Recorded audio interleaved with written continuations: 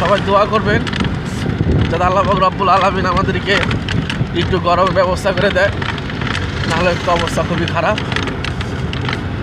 দেখছি আমার মুখ যেগুলো ধোঁয়া বের হচ্ছে, মানে এত কুয়াশা যেটাতে আসলে লেদার লাইট জ্বালানো তারপরও কিছু দেখা যাচ্ছে না, মানে পরিস্থিতি এরকম ভয়াবহ অবস্থা।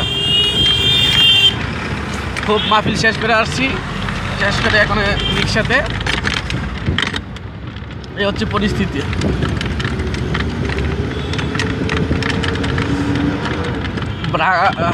আমাদের এলাকার দিকে যাচ্ছি, সফর শেষ হয়েছে।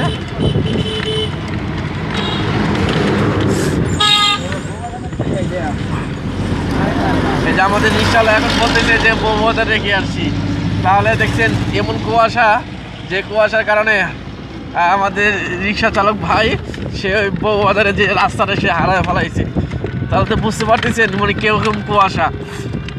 সরকারের লাইট ল্যাম্পপোস্টের উপরে যে লাইটগুলি থাকে সেগুলি জ্বালানো, আর তারপর বিভিন্ন গাড়ি ঘোড়া চলতেছে, এই গাড়ির বামে যাও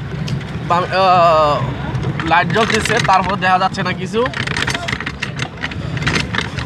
ওই আমাদের এই রিক্সা চালক ভাই বলতেছে যে উনি ওনার লাইফে এমন এই দুইবার দেখছে শীত,